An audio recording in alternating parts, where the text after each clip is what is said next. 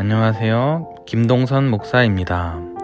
날마다 말씀과 함께 오늘은 레위기 21장 1절에서 15절을 중심으로 제사장의 구별된 삶의 방식에 대해서 묵상하겠습니다. 하나님은 예수님을 따르는 모든 신자들을 거룩한 제사장이라 부르셨습니다. 제사장은 공동체에 하나님을 비추는 거울이고 부정함이 확산되지 않게 관리하는 소금과 같은 존재입니다. 이 본문을 통해서 우리는 제사장들이 공동체의 빛과 소금이 되기 위해 구별된 삶을 살아야 함을 알게 됩니다. 빛과 소금의 역할을 감당하기 위해 제사장은 엄격한 규율을 지켜야 했습니다. 그들은 하나님의 이름을 욕되게 하지 말아야 하며 구별된 삶의 방식을 가져야 했습니다. 제사장은 하나님의 영광을 담는 그릇이었습니다. 그래서 삶에서 아무거나 담지 말아야 했습니다. 이것은 하기 싫고 귀찮은 규정이 아니라 왕과 백성을 바르게 섬기기 위해 자발적으로 지켜야 하는 규정이었습니다. 오히려 이것을 지키는 것이 어쩌면 특권이고 영광이었습니다. 제사장에게는 어떠한 소명이 있었기에 이렇게 엄격한 규정을 지켜야 했을까요? 첫째, 제사장에게는 거룩을 보존하는 사명이 있었습니다.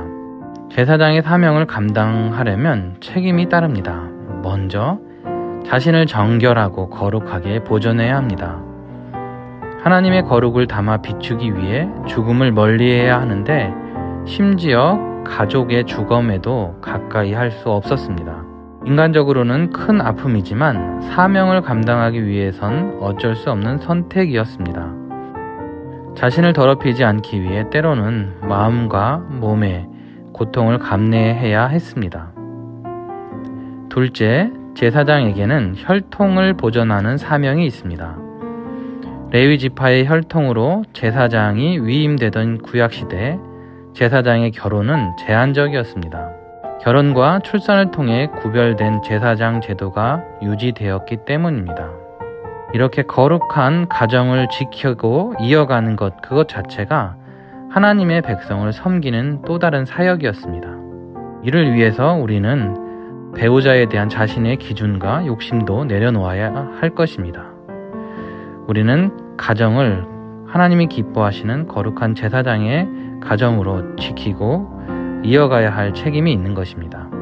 셋째, 제사장에게는 관유로 위임받은 사명이 있습니다. 올리브 기름은 영양을 공급하는 양식입니다. 또 상처를 치유하는 약재이기도 하고 더러움을 청결하는 세정제 역할도 했습니다. 또 빛을 밝히는 연료로 쓰였습니다. 기름 부음을 받은 제사장은 그가 있는 곳에서 이러한 관유 역할을 감당해야 하는 것이죠.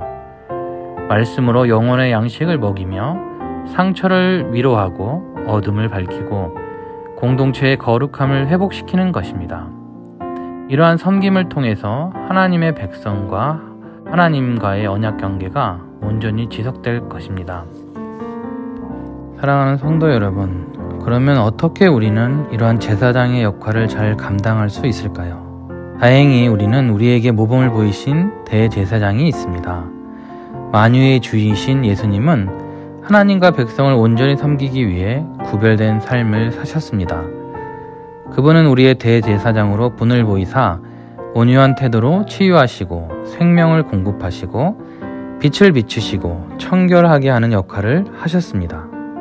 마지막에는 온 인류를 위해 십자가를 지심으로 자기 자신을 제물로 드리셨습니다.